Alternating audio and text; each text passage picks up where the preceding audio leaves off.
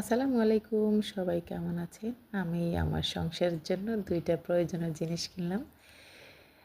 সেটাই আপনাদের দেখাচ্ছি। আর আপনাদের দেখালে আমার ভালোই লাগে।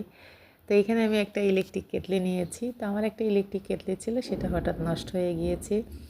আর এখন তো গ্যাসের খুবই অবস্থা খারাপ। যার কারণে এগুলো ছাড়া আসলে চিন্তাই করা যায় না। আর এইদিকে আমি একটা চুলা নিয়েছি।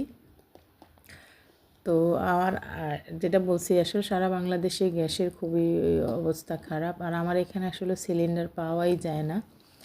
আর বিকল্প হিসেবে আমি এই চুলাটা নিয়েছি, যাতে কোনোভাবে রান্না করে খাওয়া যায়। সামনে যেহেতু রোজা, আর এটা না হলেই নয়, তাই আর কি আমি এই চুলাটা কিনেছি।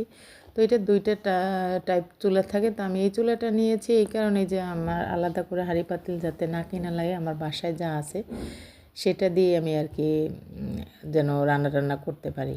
যার কারণে আমি এই চুলাটা নিয়েছি। এই চুলাটা আর কি সব টাইপের আর কি হাঁড়ি পাতিল বসে। আর চুলাটা কেমন হয়েছে অবশ্যই আমাকে কমেন্ট করে জানাবেন। আর আপনারা ইউজ করে থাকলে সেটা কমেন্ট করে জানাবেন, যেটা আসলেই ভালো কিনা, আর দ্রুত রান্না করা যায় কিনা। আর যখন গ্যাস অ্যাভেলেবেল হয়ে যাবে তখন দেখা যায় আবার গ্যাসের চুলাতেই ফিরে যাব। সবাই ভালো থাকবেন। আল্লাহ